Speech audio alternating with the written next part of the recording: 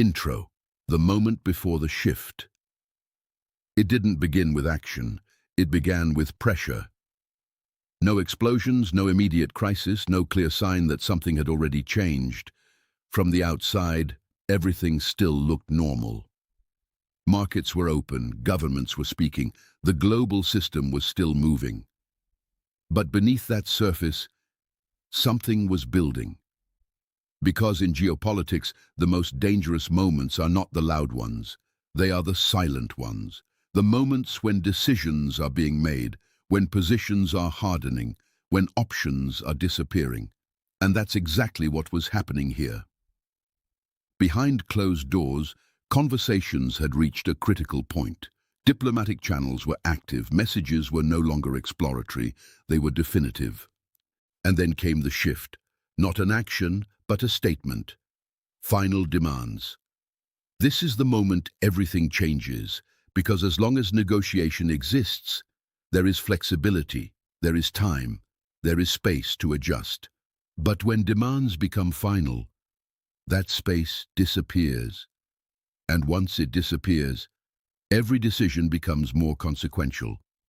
Because at that point, the situation is no longer open, it becomes structured, defined, limited. And in that structure, there are fewer paths forward. Some lead to resolution, others lead to escalation. But none of them are easy.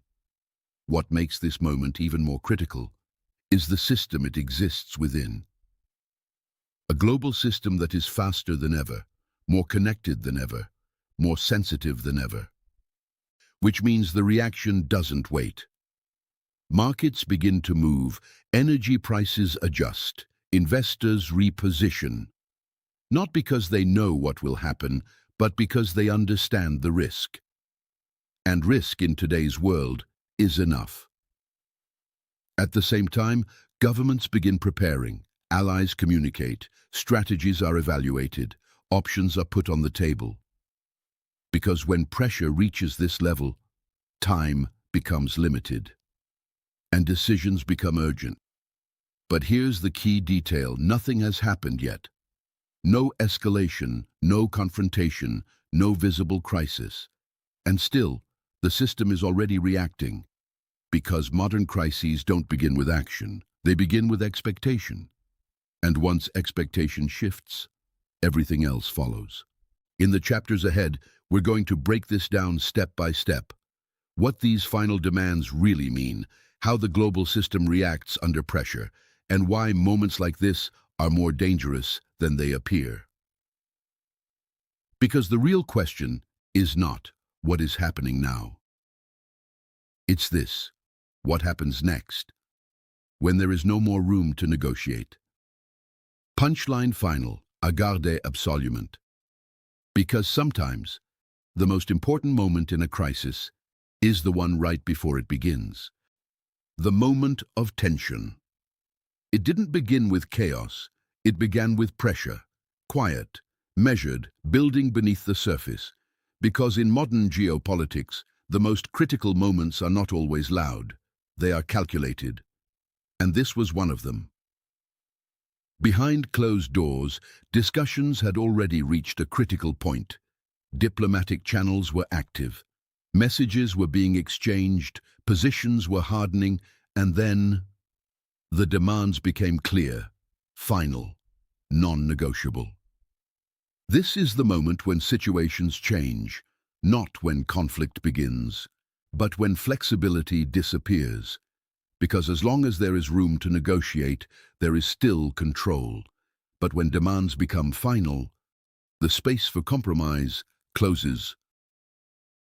And that's exactly what created the tension, not just the content of the demands, but their nature, because final demands are not just requests, they are signals, signals of intent, signals of position, signals that say, this is the line.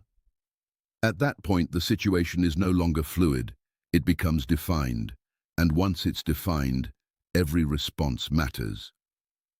Markets begin to react, not to action, but to expectation. Energy prices shift, investors reposition, risk begins to rise, Because uncertainty increases. At the same time, governments move into strategic mode. Allies communicate, positions are evaluated, options are prepared. Because when pressure reaches this level, time becomes critical. But here's the key detail. Nothing has happened yet. No escalation, no confrontation, no visible crisis. And yet, the system is already reacting. Because in today's world, perception drives reality, and the perception of risk is often enough to trigger consequences. This is how modern crises begin, not with explosions, but with decisions. And as the situation develops, the real question is no longer what is being demanded, it becomes what happens next. Because once final demands are on the table, there are only a few possible outcomes, and none of them are simple. Chapter 2. The Global Reaction. Once the situation became clear, the reaction was immediate, not just politically, but globally. Because events like this don't stay contained, they move through systems fast. And the first response came from markets. It always does. Because markets don't wait for confirmation, they react to risk. Energy prices began to move, volatility increased. Investors started adjusting positions because uncertainty creates instability. And instability spreads, from energy to transportation to global trade. Because the modern economy is deeply connected, every sector depends on another. Every disruption creates ripple effects. At the same time, political reactions intensified. Statements were made, positions clarified, warnings issued. But beneath those public responses, something more important was happening: strategic calculation. Because every major player was asking the same question: what is the next move? And that question matters more than the current situation, because in moments like this, the future matters more than the present. Alliances begin to align, support is signaled, opposition is prepared. And even without escalation, the system begins to shift. This is what makes these moments dangerous. Not because of what has happened, but because of what could happen. Because the more uncertainty increases, the more sensitive the system becomes. Small developments carry more weight, small signals carry more meaning, small actions carry larger consequences. And within a short period of time, the entire global environment changes, not through action, but through anticipation. Chapter 3. A System on the Edge. At this stage, the situation reaches a critical point, not because of escalation, but because of pressure.